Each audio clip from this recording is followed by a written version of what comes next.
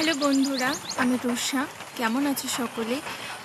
আজ ভাবলাম লিখে নয়, প্রতিটা মুহূর্ত তোমাদের সাথে ভিডিও করে বলা যাক।